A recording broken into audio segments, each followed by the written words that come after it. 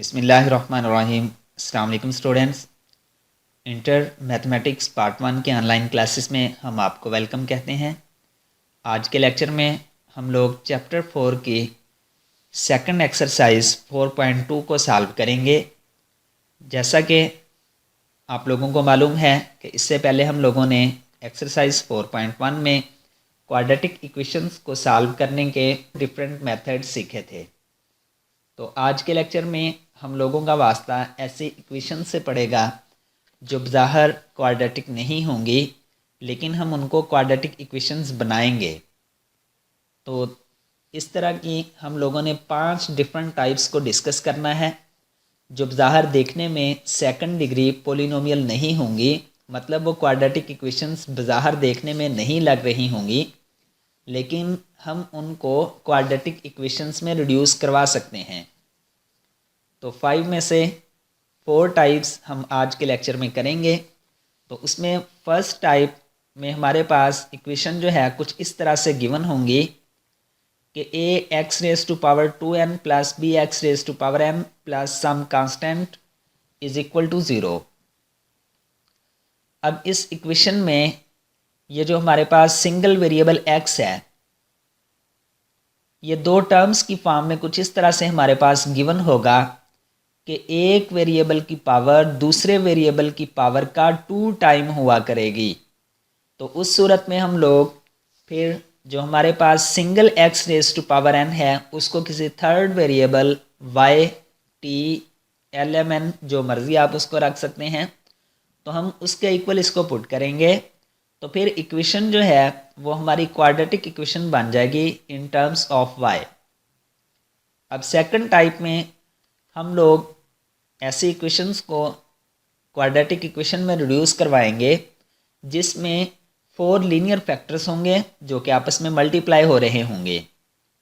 तो फिर हमने उन 4 में से 2 की पेयरिंग बनानी होगी। तो पेयरिंग हमने बनाने के लिए ऐसे फैक्टर्स को आपस में मल्टीप्लाई करवाना है जिनकी कांस्टेंट वैल्यूज़ को जब हम ऐड करें तो वो इक्वल हों। फॉर एग्जांपल, अगर यहाँ पे मैं इन फर्स्ट 2 फैक्टर्स का एक पेयर बनाना चाहता हूँ तो फिर उसी सूरत में हम इनका पेयर बनाएंगे अगर a plus b is equal to c plus d होगा। इससे नेक्स्ट फिर हम लोग एक्सपोनेंशियल इक्वेशंस को भी सॉल्व करना सीखेंगे। अब एक्सपोनेंशियल इक्वेशन एक ऐसी इक्वेशन होती है जिसमें वेरिएबल एक्सपोनेंट की फॉर्म में हो। एक्सपोनेंशियल इक्वेशन और ये जो हमने फर्स्ट टाइप पढ़ी है, इन दोनों इक्वेशंस के सल्यूशन एक ही तरह के तकरीबन होंगे, लेकिन डिफरेंस सिर्फ इतना आ रहा है कि यहाँ पे जो पावर है वो कांस्टेंट होगी और यहाँ पे पावर में वेरिएबल आ जाएगा। तो बाकी इनको किस तरह से सॉल्व करना है क्वेश्चंस के अंदर, मैं कोशिश यही करूँगा कि आपको ज़्यादा से ज़्यादा क्वेश्चंस करवाऊँ, लेकिन चूँकि लेक्चर फिर हमारा लेंथी हो जाएगा, इसलिए तमाम टाइप्स का एक एक क्वेश्चन एक्सप्लेन करूँगा डिटेल के साथ, ताकि आप लोगों को फिर किसी किस्म का कोई प्रॉब्लम ना आए। अब टाइप 4 के अंदर हमने ऐसी इक्वेशंस को रिड्यूस करवाना है क्वाड्रेटिक फॉर्म में जो कि रेसिप्रोकल इक्वेशंस होंगी। अब रेसिप्रोकल इक्वेशंस कौन सी इक्वेशंस होती हैं? ऐसी इक्वेशंस जिनमें जब हम x को 1/x से रिप्लेस करें तो फिर इक्वेशन अनचेंज्ड रहे। An equation which remains unchanged when x is replaced by 1/x is called a reciprocal equation. For example, यहाँ पे ये एक इक्वेशन लिखी हुई है x raised to power 4 minus 3x cube plus 4x square minus 3x plus 1 is equal to 0। तो ये एक रेसिप्रोकल इक्वेशन है। अब ये जो अब बातें मैं आप लोगों को बताऊंगा, ये आप लोगों ने इस इक्वेशन के ऊपर अप्लाई करके मुझे कमेंट्स में बताना है कि क्या वाकया ही ये रेसिप्रोकल इक्वेशन थी या नहीं। डियर स्टूडेंट्स, अगर हम बाय डेफिनेशन देखें तो हमने कहा कि एक ऐसी इक्वेशन जिसमें जब हम x को 1/x से रिप्लेस करवाएं और वो इक्वेशन अनचेंज हो तो फिर वो रेसिप्रोकल इक्वेशन होती है। मतलब x को 1/x से और x की पावर 4 को 1/x की पावर 4 और इसको 3/x क्यूब और इसको 4/x square minus 3/x plus 1 is equal to 0। उसके बाद फिर आपने जो मैक्सिमम पावर है x की पावर 4, उससे दोनों साइड्स पे जब मल्टीप्लाई करवाओगे तो दोबारा हमारे पास यही इक्वेशन बन जाएगी। मैं दोबारा बता रहा हूँ कि इसको आपने रिप्लेस कर देना है 1/x की पावर 4 से, इसको 3/x क्यूब से, और इसको 4/x स्क्वायर से, और इसको -3/x से, +1 इज इक्वल टू 0। उसके बाद आपने जो मैक्सिमम पावर x की पावर 4 है उसके साथ दोनों साइड्स में मल्टीप्लाई करवाना है, तो आपके पास फिर यही इक्वेशन आ जाएगी। ये आप लोगों ने चेक करके कमेंट्स बॉक्स में मुझे बताना है कि वाकया ही वही इक्वेशन बन रही है या नहीं।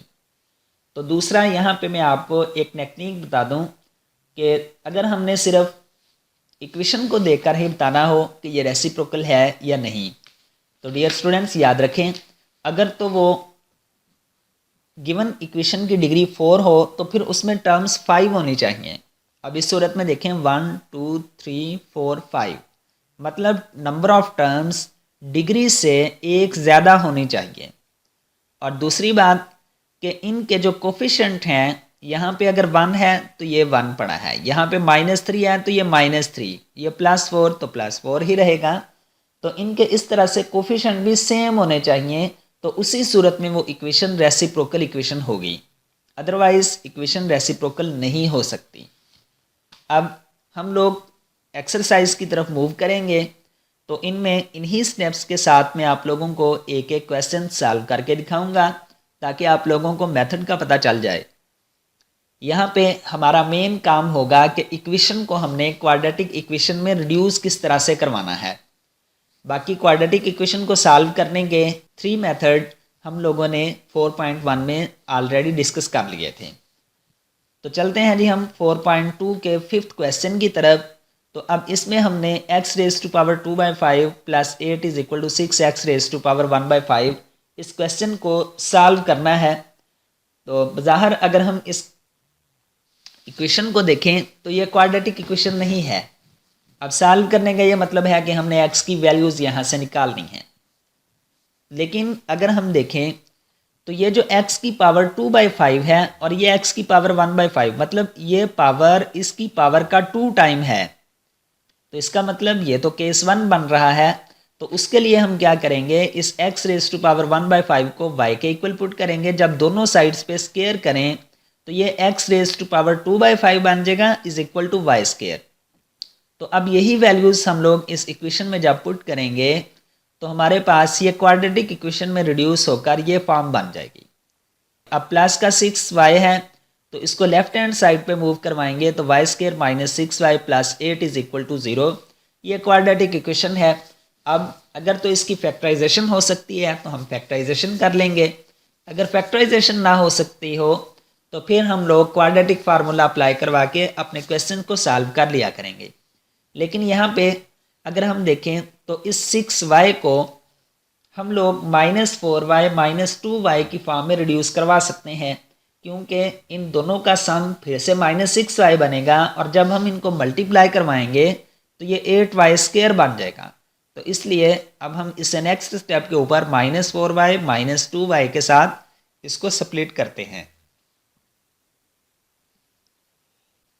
फिर हमने दो टर्म्स में से कॉमन फैक्टर्स को निकालना होता है। अब इन दोनों टर्म्स में से y कॉमन आ रहा है और इन दोनों टर्म्स में से -2 कॉमन आ रहा है, तो यहाँ से हमने कॉमन ले लिए और गैर कॉमन टर्म्स को साथ में हमने मल्टीप्लाई करवा दिया।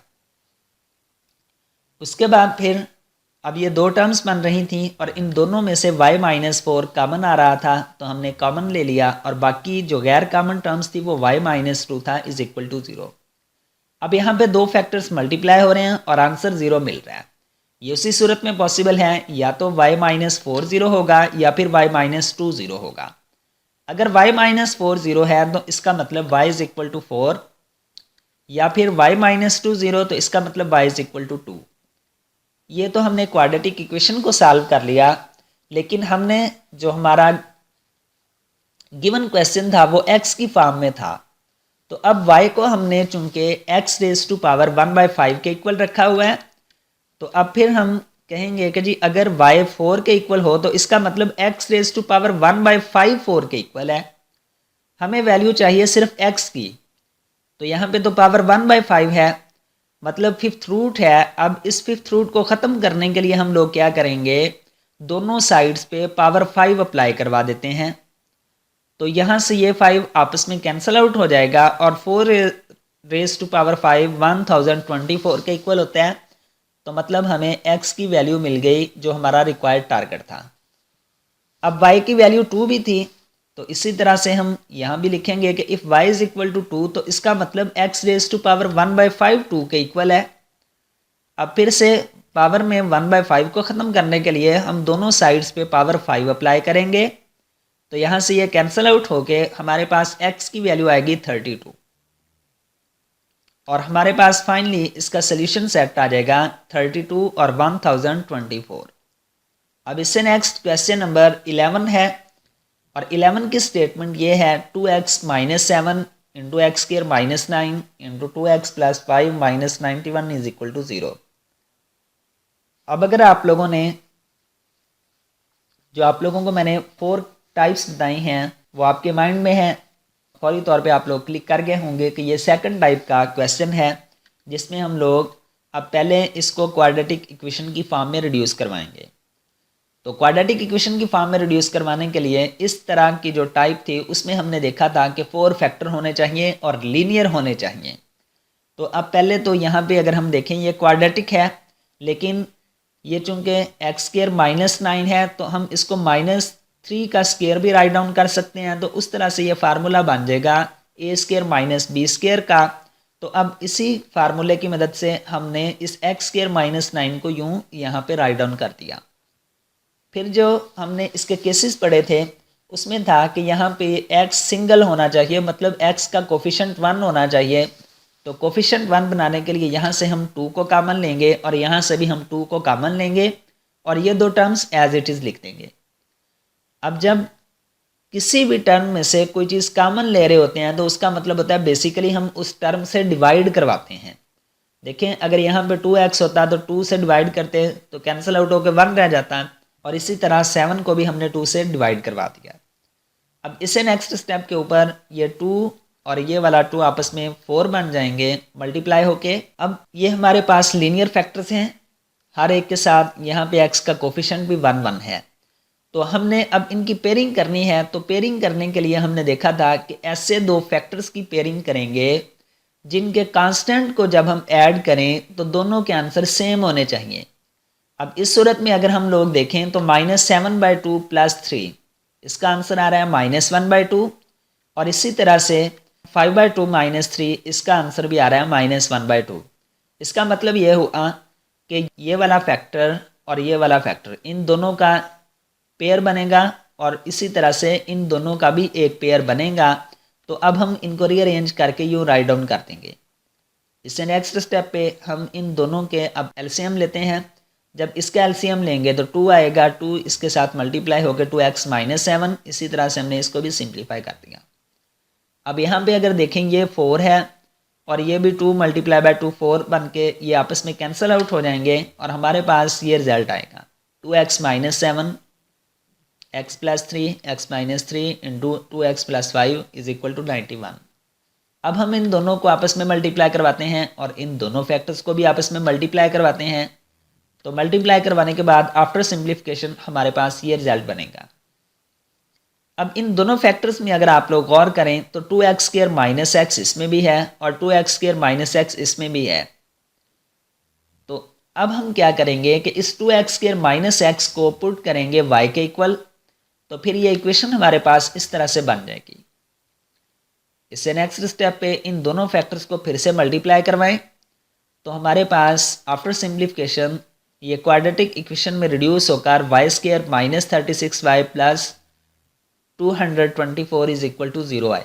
अब यहाँ पे अगर तो इसकी फैक्टराइजेशन हो सकती है तो हम इसकी फैक्टराइजेशन करेंगे, वरना आप लोग क्वाड्रेटिक फार्मूला भी यूज़ कर सकते हो।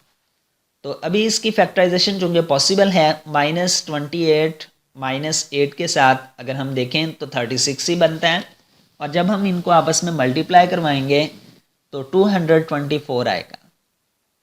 तो इसलिए हम इनकी फैक्टराइजेशन ही कर लेते हैं। अब इन दोनों टर्म्स में से y कॉमन आ रहा है और इन दोनों टर्म्स में से -8 कॉमन आएगा। तो इसलिए हमने ये दोनों टर्म्स को इस तरह से राइट डाउन कर देना है। अब फिर इनमें से y माइनस 28 कॉमन है और y माइनस 8 गैर कॉमन।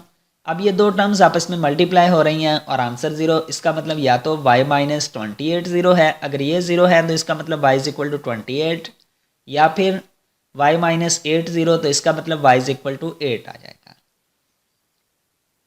अब y को हमने चूंकि 2x square minus x minus y के इक्वल रखा था, और यहाँ से हम देखेंगे कि अगर y इज इक्वल टू 28 है तो इसका मतलब 2x square minus x is equal to 28 है। अब 28 को लेफ्ट हैंड साइड पे मूव करवाएंगे तो माइनस 28 बन जाएगा। अब अगर हम इन दोनों को मल्टीप्लाई करवाएं तो माइनस 56x स्क्वायर बनेगा। मतलब हमने अब इस माइनस एक्स को इस तरह से ब्रेक करना है दो टर्म्स की फॉर्म में कि जब हम उनको प्लस या माइनस करें तो माइनस का एक्स और मल्टीप्लाई करवाएं तो 56 बने। तो वो दो terms minus 8x plus 7x है। अब इन दोनों टर्म्स में से 2x कॉमन आ रहा है तो 2x कॉमन लेंगे, और इन दोनों टर्म्स में से 7 कॉमन आ रहा है तो हमने 7 कॉमन ले लिया। फिर x माइनस 4 कॉमन है और 2x प्लस 7 गैर कॉमन, तो इनको हमने यूँ राइट डाउन कर देना है। अब इसका मतलब या तो फिर 2x प्लस 7 0 है, अगर ये 0 हो तो इसका मतलब x is equal to minus 7/2, या फिर x माइनस 4 0 है तो इसका मतलब x इज इक्वल टू 4। यहाँ तक तो हमने x की दो वैल्यूज़ निकाली हैं, लेकिन इस क्वेश्चन में x का जो आंसर आएगा वो 4 आंसर्स आएंगे। याद रखें, जितनी भी किसी इक्वेशन में वेरिएबल की मैक्सिमम पावर होती है उसके उतने ही सॉल्यूशन या उतने ही रूट्स उसके एग्जिस्ट करते हैं। इस सूरत में x की पावर 2, 3 और 4, पावर 4 है तो फिर x के 4 आंसर्स आने चाहिए। यहाँ तक अभी हमारा क्वेश्चन कंप्लीट नहीं हुआ, क्योंकि अभी हमने इसको y इज इक्वल टू 28 के लिए सॉल्व किया है। अब y इज इक्वल टू 8 के लिए भी हम इसको देखते हैं। If y is equal to 8 then 2x square minus x is equal to 8। ठीक है, तो 8 को लेफ्ट हैंड साइड पे मूव करवा दिया हमने, तो ये माइनस का 8 बन जाएगा। अब यहाँ पे इसकी फैक्टराइजेशन पॉसिबल नहीं है, तो इसलिए हम लोग इसके ऊपर क्वाड्रेटिक फार्मूला अप्लाई करेंगे। क्वाड्रेटिक फार्मूला अप्लाई करवाने के लिए हम सबसे पहले इसको स्टैंडर्ड इक्वेशन के साथ कंपेयर करवाते हैं, और स्टैंडर्ड इक्वेशन होती है ax square plus bx plus c is equal to 0। तो अब यहाँ पे x स्क्वायर का कोएफिशिएंट 2 है तो मतलब a इज इक्वल टू 2 आ जाएगा, b इज इक्वल टू -1 और कांस्टेंट टर्म यहाँ पे -8 है। तो अब ये क्वाड्रेटिक फार्मूला है -b plus -b square -4ac/2a। अभी हमने देखा a, b और c की वैल्यूज़ देखी, यही वैल्यूज़ हम उठाएंगे और इस इक्वेशन में पुट कर देंगे। यहाँ पे ये माइनस और माइनस प्लस हो जाएगा, -1 का स्क्वायर +1, और यहाँ पे ये 8 मल्टीप्लाई बाय 4 मल्टीप्लाई बाय 2 64 बन जाएगा। 64 + 1 तो ये हमारे पास x की जो वैल्यूज़ आएंगी 1 ± 65/4। क्योंकि इससे आगे ये मज़ीद सिंप्लीफाई हो नहीं सकता, तो इसलिए अब x की दो वैल्यूज़ यहाँ पे मज़ीद हमारे पास ये आ गई, और इससे प्रीवियस स्लाइड पे हमने 4 और -7/2 वैल्यूज़ देखी थी। तो इस तरह से ये इसका सल्यूशन सेट आ गया। इससे नेक्स्ट हम लोग क्वेश्चन नंबर 17 पे मूव करेंगे, और इसमें हमने टाइप 3 को डिस्कस करना है, जिसमें हमने देखा था कि एक्सपोनेंशियल इक्वेशंस को किस तरह से हम लोग क्वाड्रेटिक इक्वेशन में रिड्यूस करवाएंगे। तो डियर स्टूडेंट्स, इस क्वेश्चन में हम लोग ये 3⁻2x - 1 है, तो एक्सपोनेंट के बेसिक क्लास के मुताबिक हम लोग इसको यूँ राइट डाउन कर सकते हैं 3⁻2x मल्टीप्लाई बाय 3⁻⁻1। चूँकि बेस सेम हो तो पावर्स ऐड होती हैं, तो ये दोबारा से 2x - 1 ही बनेगा। तो अब 3⁻1 का मतलब होता है 1/3, तो यहाँ पे हमने 1/3 लिख दिया। ये बाकी की टर्म्स हम एज इट इज़ लिख रहे हैं। अब इससे नेक्स्ट स्टेप के ऊपर ये यहाँ से हमें 3 को ख़त्म करना है, तो हम 3 को दोनों साइड्स पे मल्टीप्लाई करवाएंगे, तो हमारे पास ये रिज़ल्ट आएगा। अब अगर आप देखें तो 3 ये x है और ये 3⁻2x, मतलब ये पावर इसका 2 टाइम है। तो इसलिए हम अब यहाँ पे जो सब्स्टिट्यूशन करेंगे वो कुछ इस तरह से करेंगे कि 3⁻x को हम y के इक्वल लेट कर लेते हैं। जब y के इक्वल यहाँ पे हम प्लेस करेंगे तो फिर हमारे पास बनेगा y square minus 36y plus 243 is equal to 0।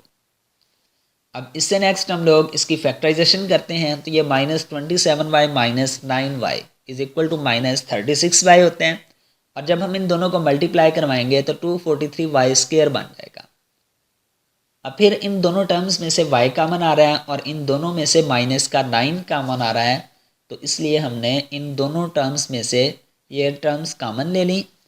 फिर नेक्स्ट स्टेप के ऊपर y माइनस 27 चूँकि दोनों में है तो ये हमने कॉमन लिया, y माइनस 9 गैर कॉमन टर्म हमारे पास आ गई। अब इसका मतलब या तो y माइनस 27 ज़ीरो है, अगर ये ज़ीरो होगा तो इसका मतलब y इज इक्वल टू 27, या फिर y माइनस 9 ज़ीरो तो इसका मतलब y इज इक्वल टू 9 के इक्वल आएगा। हमने इस क्वेश्चन को x के लिए सॉल्व करना था चूँकि हमारा क्वेश्चन x की फॉर्म में था, तो अब y को हमने चूँकि 3 रेज़ टू पावर x के इक्वल ऐड किया, तो इसका मतलब अगर तो y इज इक्वल टू 27 है तो इसका मतलब 3 raise to power x is equal to 27 है। अब इस इक्वेशन को हमने फॉर x के लिए सॉल्व करना है, तो इसके लिए हम 27 को 3 रेज़ टू पावर 3 लिख सकते हैं।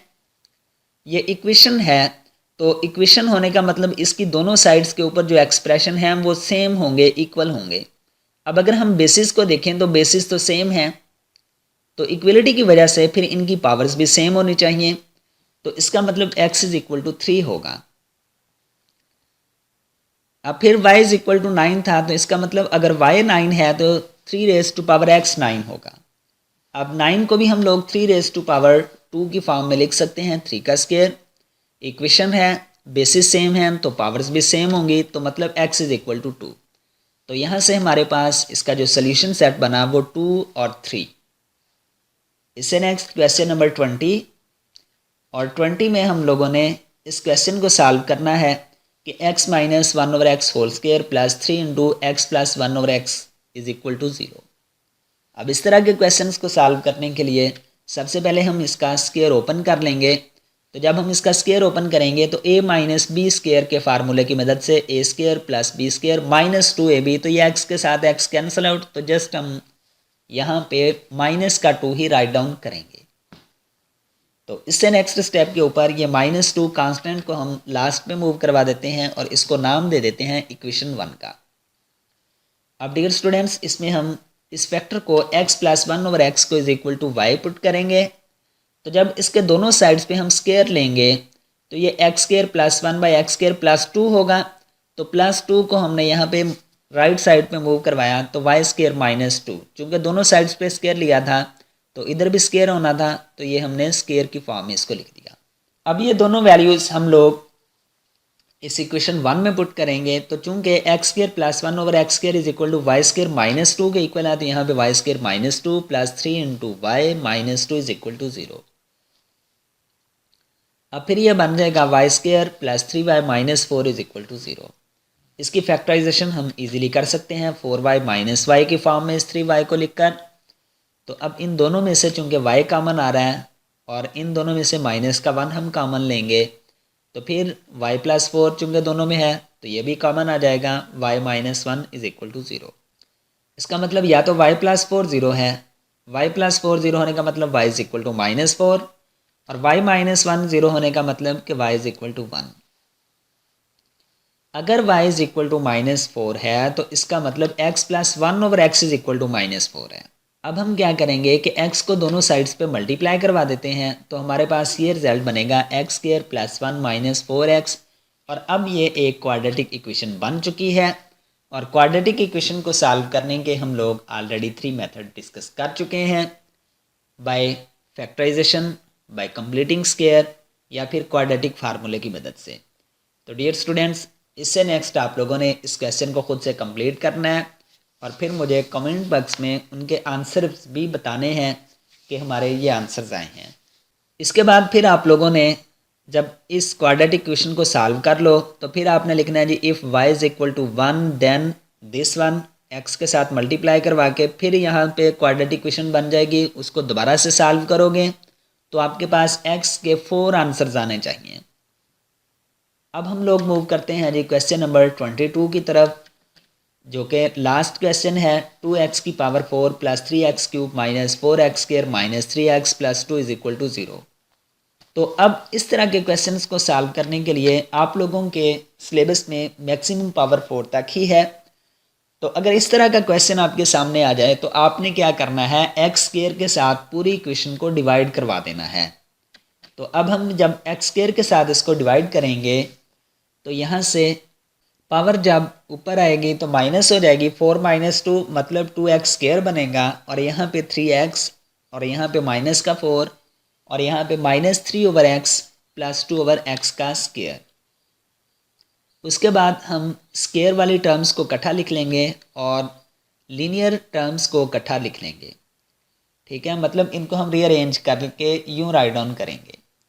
अब फिर इन दोनों टर्म्स में से 2 कॉमन आ रहा है और इन दोनों में से 3 कॉमन आ रहा है, तो लें जी हमने 2 और 3 को कॉमन ले लिया।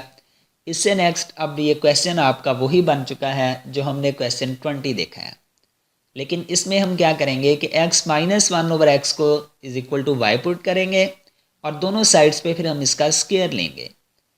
जब स्क्वायर लेंगे तो x का square plus 1/x square minus 2 होगा, तो माइनस 2 राइट साइड पे आके प्लस का 2 बन जाएगा।